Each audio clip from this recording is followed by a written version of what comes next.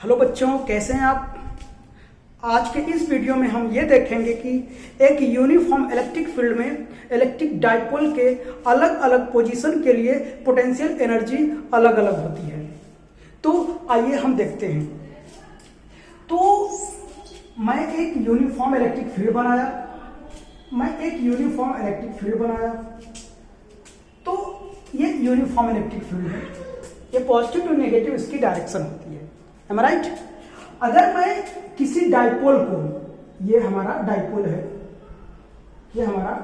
है, ये minus charge है इस पर, और इस पर क्या है, प्लस चार्ज है। यहां से थीटा एंगल पर है, और ये सर्टेन डिस्टेंस होती है इसकी, 2l होती है। ठीक, सर्टेन डिस्टेंस 2l होती है। ये डाइपोल है। ठीक, तो अब डिस्टेंस तो जानते हैं, सर्टेन डिस्टेंस 2l होता है। ये डाइपोल हो गया। अच्छा, अब इस डाइपोल पर इधर की ओर क्या करेगा, एक फोर्स लगेगा QE। ठीक, पॉजिटिव एंड पर एक फोर्स लगेगा इधर, और इसमें भी इधर की ओर एक फोर्स लगेगा।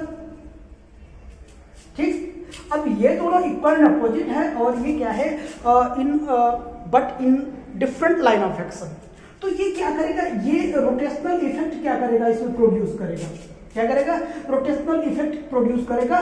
जब ये क्या करेगा, रोटेशनल इफेक्ट प्रोड्यूस करेगा, ये अपने कहां पे आ जाएगा, अपने ओरिजिन में आ जाएगा और इक्विलिब्रियम पोजीशन में आ जाएगा। तो यहां पे जब आ जाएगा तो आप कह लीजिए कि पोटेंशियल एनर्जी क्या होगा, 0 हो गया। ठीक, अपने ओरिजिनल पोजीशन में आ गया। ठीक, अच्छा, अब ये जो क्या करेगा, ये जो रोटेशनल इफेक्ट क्रिएट होगा, ये किसके कारण होगा, टॉर्क के कारण होगा। वो टॉर्क कौन जनरेट करेगा, इलेक्ट्रिक फील्ड प्रोड्यूस करवाएगा। इलेक्ट्रिक फील्ड के कारण आपने पढ़ा है, प्रीवियस वीडियो में देखा, tau will be equal to PE sin theta. इतनी टॉर्क जनरेट होगी किसके कारण, इलेक्ट्रिक फील्ड के कारण। Am right.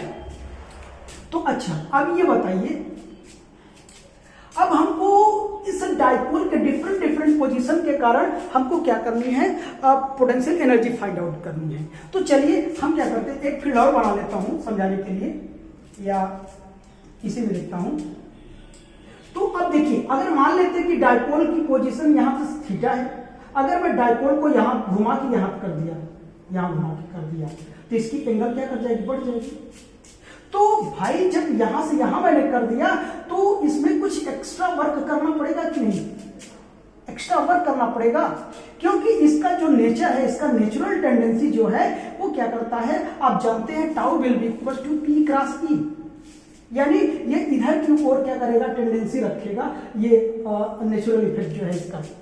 ठीक, लेकिन जब हम इसको क्या करते हैं, यहां से इधर की ओर स्ट्रेच करवाएंगे, तो हमको कुछ ना कुछ एक्स्ट्रा एनर्जी इसको देनी होगी, या इसको रोटेट करवाने के लिए इधर एक्स्ट्रा मुझे टॉर्क लगाना पड़ेगा, इस टॉर्क की अपोजिट डायरेक्शन में, इस टॉर्क के अपोजिट डायरेक्शन में। और जो कार्य करना पड़ेगा, ये कार्य क्या कर जाएगा, इस पोटेंशियल एनर्जी के फॉर्म में इस इलेक्ट्रिक डाइपोल में क्या हो जाएगा, स्टोर हो जाएगा। ठीक, तो ऐसे ही हम एंगल बढ़ाते जाएंगे, पोटेंशियल एनर्जी, वो वर्क डन हमारा डिफरेंट होता जाएगा, और वो वर्क डन पोटेंशियल एनर्जी के फॉर्म में क्या होता जाएगा, स्टोर होता जाएगा। ठीक, तो चलिए हम क्या करते हैं, पहले इसकी डिफिनेशन लिखते हैं। ठीक, इतनी बात समझ गई।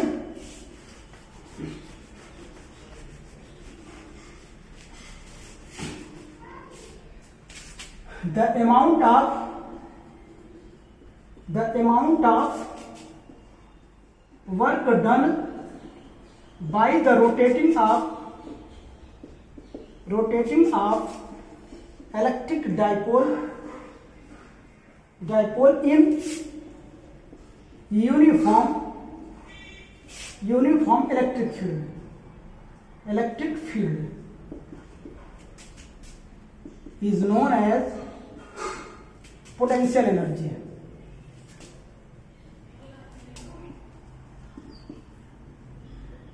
पोटेंशियल एनर्जी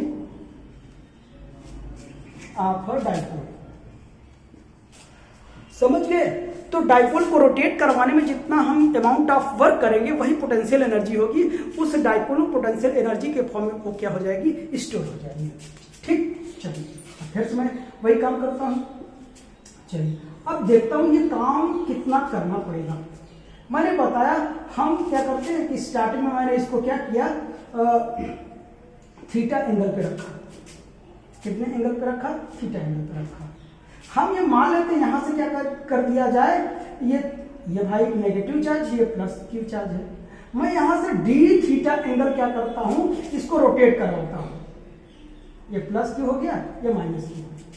तो बताइए इसका नेचुरल टेंडेंसी इधर था, हम इधर की ओर एक टॉर्क अप्लाई करेंगे। ठीक, हमारा एंगल किधर जा रहा है?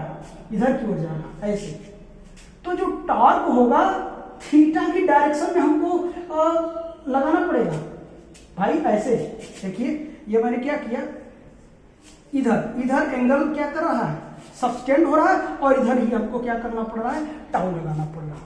अब बताइए ये टाउ हम लगाएंगे कितना? इधर की जो टाउ है, टाउ ई थी, तो tau will be equal to approximate equal कह सकते हैं, या इससे या तो क्या होना चाहिए, इक्वल होना चाहिए, या तो इससे ग्रेटर होगा, तभी हम एक्स्ट्रा वर्क कर पाएंगे। तो टाउ ई, और ये क्या होता है, पी ई साइन थीटा। लिख दो। अच्छा, तो मैं एक चीज और जानना चाहूंगा, जैसे जैसे मैं क्या करूंगा, इसमें एक्स्ट्रा वर्क डन करूंगा, इसकी पोटेंशियल एनर्जी क्या हो जाएगी, बढ़ती जाएगी। जैसे मैं स्प्रिंग की बात करूं, इसकी जो ये अपनी टेंडेंसी क्या रखती है, ये कंप्रेस करने की कोशिश करती है। अगर मैं इसमें और पोटेंशियल एनर्जी डालनी है तो आपको और एक्स्ट्रा वर्क करना पड़ेगा। तो अब इसको मैंने और क्या कर दिया, और एक्सप्रेस कर दिया, इसकी पोटेंशियल एनर्जी क्या कर गई, बढ़ गई। अगर मैं इसे छोड़ दूं, इसकी पोटेंशियल एनर्जी क्या हो जाएगी, जीरो आ जाएगी, और इक्विलिब्रियम कंडीशन में आ जाएगा। तो सेम ऐसे ही यहां आपको करना पड़ेगा। ठीक, सेम ऐसे ही वहां पे करना पड़ेगा। तो अब बताइए, तो ये हमको मिल गया। तो वर्क डन बताइए, डी थीटा को डिस्प्लेस करने में जो वर्क डन होगा तो क्या होगा, बहुत स्मॉल होगा कि नहीं? The small amount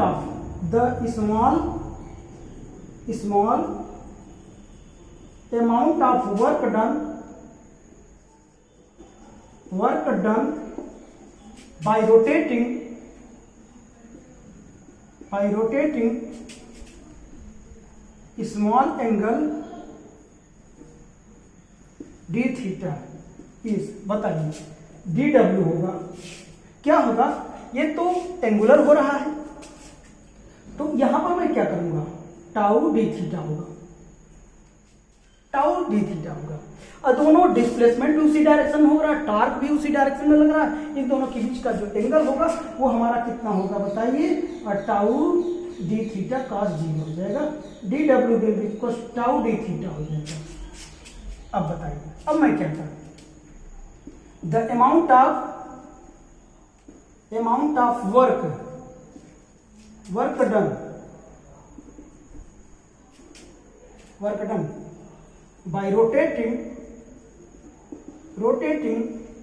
dipole from theta 1 to theta 2, theta 1 से थीटा 2 तक हम क्या करते हैं, रोटेट करवाते हैं।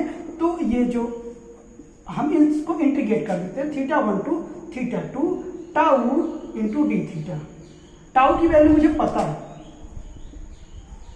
थीटा 1 से थीटा 2, टाउ कितना है, PE sine theta d theta, PE बाहर हो जाएगा, theta 1 to theta 2 sine theta d theta हो जाएगा। तो W कितना हो जाएगा, पीई हो जाएगा, ये हो जाएगा minus cos theta 1 to theta 2। ठीक, अच्छा, अब W will be equal to minus बाहर लेता हूं, माइनस पीई, ये cos theta 1 to theta 2, W will be equal to minus PE, upper limit minus lower limit, cos theta 2 minus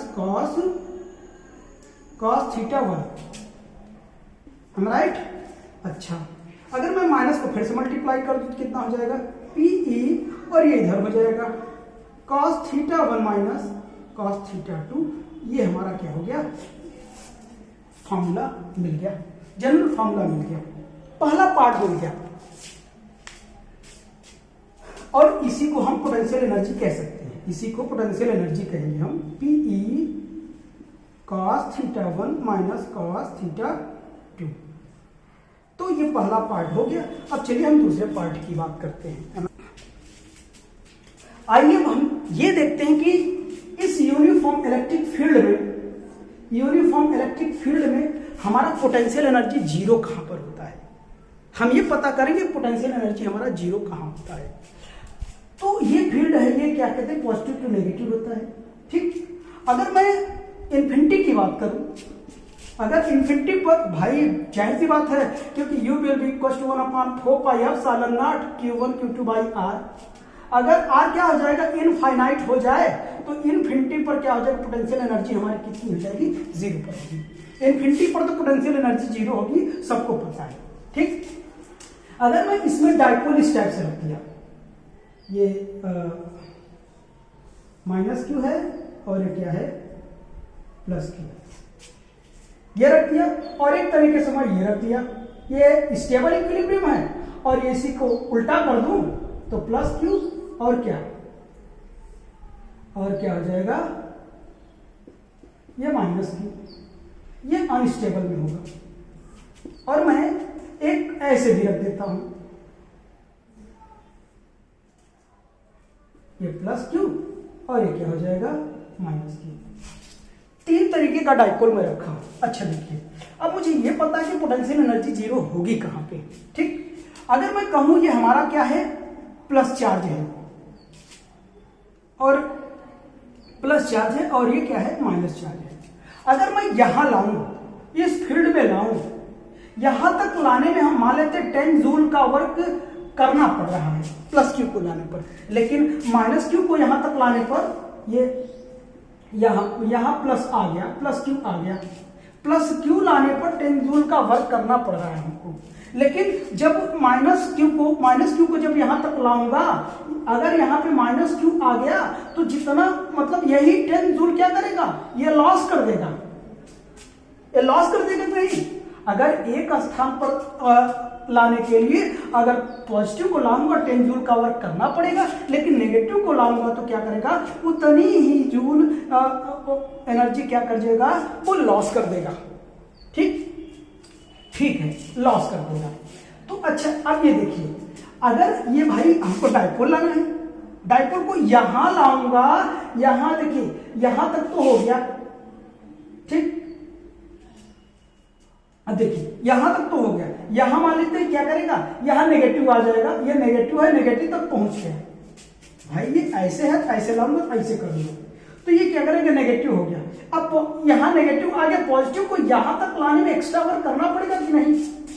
भाई ये dipole है, देखिए क्या कहते हैं कि इस फील्ड में है, ये क्या है हमारा, प्लस क्यू है, ये क्या है, माइनस क्यू है। अगर मैं इसको क्या करूं, ये प्लस क्यू है और ये क्या है, माइनस क्यू है। अगर मैं यहां ऐसे लाऊं,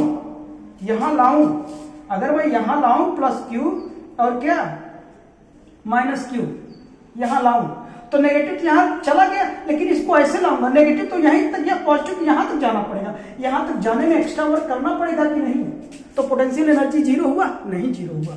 ऐसे ही अब इसकी बात करता हूं, अगर मैं यहां लाऊं तो पॉजिटिव तो चला आया, पॉजिटिव तो यहां आ गया, लेकिन नेगेटिव तो यहां तक लाने में हमको एक्स्ट्रा वर्क करना पड़ेगा, यहां भी पोटेंशियल एनर्जी जीरो नहीं हो रही है। लेकिन अब देखिए आप लोग, अगर मैं इस कंडीशन में अगर डाइपोल को ऐसे रखूं, ये दोनों में तो एक्स्ट्रा वर्क करना पड़ रहा है, मैंने देखा। अगर डाइपोल को मैं ऐसे तो फील्ड के परपेंडिकुलर रख दूं तो बताइए यहां तक पॉजिटिव में वर्क डन, देखिए यहां पॉजिटिव को लाने में 10 जूल का वर्क डन करना पड़ रहा था, और नेगेटिव को यहां पर देखिए, नेगेटिव को लाने में 10 जूल क्या करेगा, ये लॉस कर देगा, क्या करेगा, लॉस कर देगा। तो यहां की जो पोटेंशियल एनर्जी यानी वर्क डन जीरो करना पड़ेगा, पोटेंशियल एनर्जी जीरो होगा। और आपने ये भी देखा, अगर मैं इसको यहां से देखूं, अगर मैं फील्ड बनाऊं, एक सरफेस बनाऊं, तो ऐसे सरफेस हो जाएगा, और सरफेस के परपेंडिकुलर क्या इलेक्ट्रिक फील्ड लाइन पास कर रही है। जब परपेंडिकुलर लाइन पास करती है तो उसका जो सरफेस होता है इक्विपोटेंशियल सरफेस होता है, और इक्विपोटेंशियल सरफेस पे जो वर्क डन होता है वो क्या होता है, जीरो होता है। Work done zero, potential energy zero.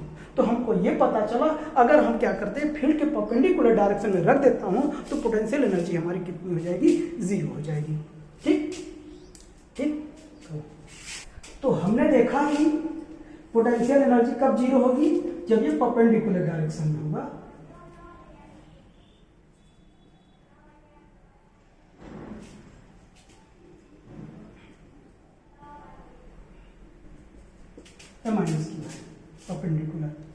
अच्छा, अब देखता हूं। तो जो इनिशियल कंडीशन है तो क्या कर दूं, एक थीटा वन, क्या इनिशियल कंडीशन कितनी है 90 है, यानी देखिए 90 से इधर क्यों रोटेट करवा रहा हूं, ठीक है ना, 90 है। और थीटा टू मैं कितना ले लूं, थीटा ले लूं, थीटा वन यानी इनिशियल एंगल हमारा कितना है 90 है, थीटा टू मैंने कितना ले लिया, थीटा ले लिया। तभी आपको पता है we know that u will be equal to क्या हो जाएगा, PE cos 90 minus cos theta. cos 90 कितना होता है, 0 होता है, u will be equal to minus PE cos theta. ये हमारा फार्मूला मिल गया, जनरल फार्मूला मिल गया। और इसे मैं ऐसे भी लिख सकता हूं, u will be equal to minus P dot E। अगर cos लगा है तो ये थीटा P और E के बीच का एंगल है, इधर E है, नेगेटिव टू पॉजिटिव क्या होती है, P होता है, यानी E और P के बीच का क्या है, एंगल है हमारा, क्या है, एंगल है। जब एंगल है तो इसे डॉट प्रोडक्ट के फॉर्म में लिख सकता हूं, यही वर्क डन हमारा होता है, राइट। चलिए अब इसके लिए हम स्पेशल केस देख लेते हैं। केस फर्स्ट, इसमें मैं केस देखता हूं, जब हमारा क्या हो जाएगा, ये डाइपोल इस टाइप का रहेगा, यानी ये फील्ड प्लस से माइनस की ओर होती है। अगर मैं कहूं ऐसे हमारा डाइपोल है, ये माइनस क्यू है, क्या है, प्लस क्यू है, ये हमारा डाइपोल है। ये तो आप जानते हैं किसमें है, स्टेबल इक्विलिब्रियम, स्टेबल, कई बार मैं वीडियो में बता चुका हूं स्टेबल इक्विलिब्रियम में, यानी थीटा जो हमारा क्या है, ये थीटा कितना है, थीटा 0 है। भाई अभी ऐसे था, अब ऐसे हो गया, थीटा 0 है कि नहीं, बताइए 0 है कि नहीं। जब 0 हो जाएगा तो u will be equal to minus PE cos 0 की वैल्यू कितनी हो जाएगी, 1 हो जाएगी, u will be equal to minus PE, यानी ये पोटेंशियल एनर्जी हो जाएगी, ठीक, ये हो जाएगी। अब केस नंबर सेकंड में देखता हूं, ये थीटा कितना हो जाएगा, 90 हो जाएगा, थीटा 90 हो जाएगा। 90 होने का मतलब ये हो जाएगा, ऐसे हो जाएगा, ये प्लस क्यू माइनस क्यू, ये हमारा 90 हो जाएगा। जब 90 हो जाएगा तो क्या हो जाएगा, u will be equal to minus PE cos 90। और मैंने पहले ही बताया था कि 90 की पोजीशन जब होती है पोटेंशियल एनर्जी कितनी होती है, 0 होती है। यहां आपने देखा, मैं वहां प्रूव करके दिखाया था, ठीक। चलिए केस नंबर थर्ड,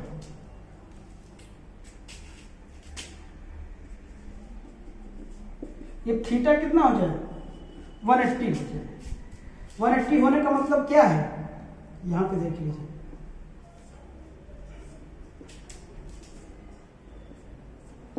होने का मतलब ये क्या हो जाए, अपोजिट हो जाए, यानी ऐसे था घूम के ऐसे हो गया, यानी इधर माइनस आ गया, इधर प्लस क्यू आ गया, ये अनस्टेबल है, अनस्टेबल इक्विलिब्रियम।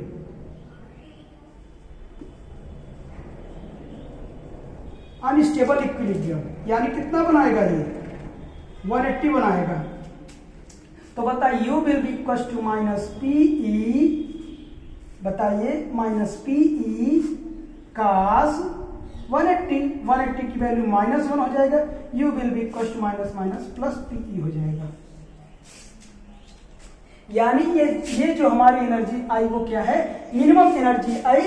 यहां पे वैसे भी जानते मिनिमम एनर्जी रहेगी, ठीक, मिनिमम एनर्जी रहेगी। और मैं जैसे जैसे जैसे जैसे इसको रोटेट कराता जाऊंगा तो किसकी पोटेंशियल एनर्जी बढ़ती जाएगी। मिनिमम एनर्जी से क्या हुआ, 0 हुआ, 0 के बाद क्या हुआ, फिर से बढ़ने लगा, ठीक है ना। अब ये ऐसे हो गया, फिर क्या करूंगा, मैं ऐसे करूंगा, फिर इतना होता चला जाएगा, ठीक, am I right? तो ये केसेस हैं, आप देख सकते हैं। I hope you got my point, यानी मैंने जितना कुछ बताया आपको बहुत अच्छे तरीके से समझ में आया होगा। तो यदि ना समझ में आया तो कमेंट बॉक्स में कमेंट करिए और हमसे डिस्कस करिए। तो तब तक के लिए बाय, धन्यवाद, मिलते हैं नेक्स्ट वीडियो में।